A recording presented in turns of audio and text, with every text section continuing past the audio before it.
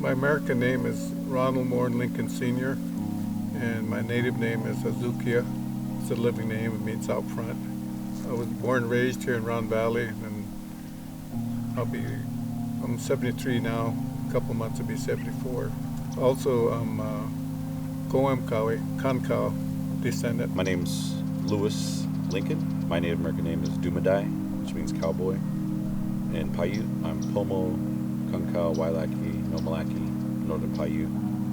42 years old. Our tribe is about 6,500. 6,500 tribal members, composes less than 50,000 acres. Yeah, about 50,000 acres. We have a mountain land, valley land, and stuff like that. When the European Americans came, it was greed, and they thought of themselves first. Their method of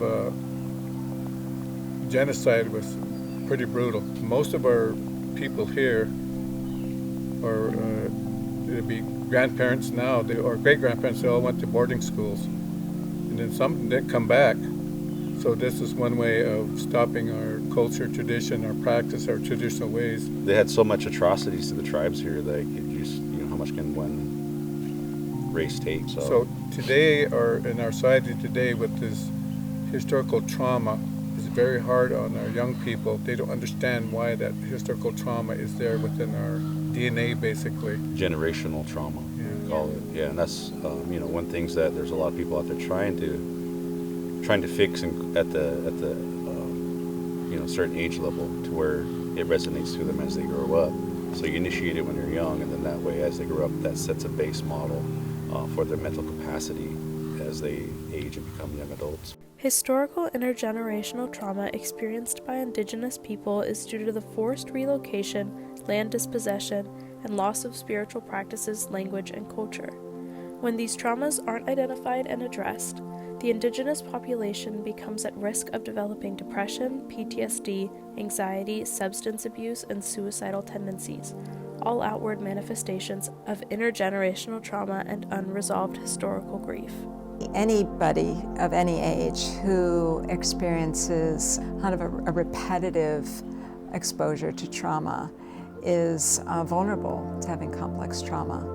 And how that manifests in one's being can result in dissociation, so being kind of very removed from your physical body, highly anxious, dysregulated, depression, tendency towards substance abuse and addiction, generally having a very difficult time navigating through life.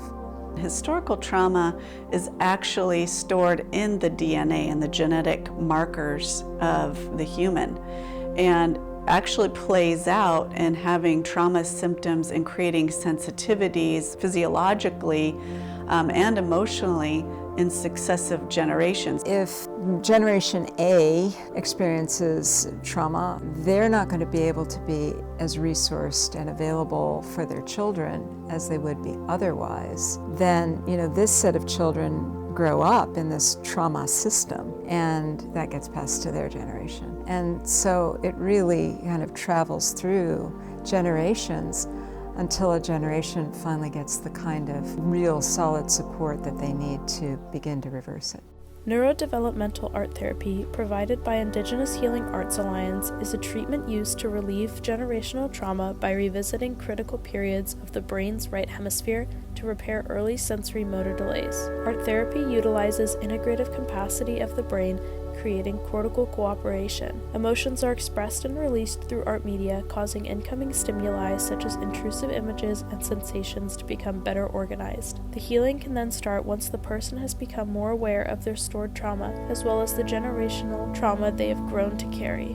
Well, neurodevelopmental art therapy has 2 research studies behind it. Both studies have shown a huge reduction in trauma symptoms, such as avoidance and numbing, re-experiencing of trauma symptoms, anxiety, depression, and anger. This is the reason why I designed Indigenous Healing Arts Alliance, is to actually bring this program to Native American youth to address the intergenerational trauma that ensues. The good thing about neurodevelopmental art therapy is that when you rewire the brain, you give somebody access from the bottom structure of the brain to the top, it actually creates a healthy response. So you'll see very different generations of people being affected positively by that. It's putting mental health in the classroom so children K through 12 have access to this healing modality, because when you have children that have been introduced to this and have access to this for that long, you'll see very different generations of children graduating from school, and we'll see a very different society as a result. It's a real beautiful marriage between, art and culture and neuroscience. It's really unfortunate that insurance companies don't recognize complex trauma, don't recognize intergenerational trauma, because these are things that have not made it into our Bible, the Diagnostic and Statistical Manual. And so if there's no code for it, insurance companies won't recognize it. It's a huge failure of the system. Everyone's been put in this survival mode by the system that we incorporate today, that we're using today. All these basic needs is what tribal nations now are focusing on, and there's more culture coming back in with the youth. There's more programs for mental health and domestic violence, murdered Indigenous women, boys with braids, fatherhood is sacred, motherhood is sacred. They call it the white buffalo meetings. These are all things that are coming now. That's what we started 20 years ago.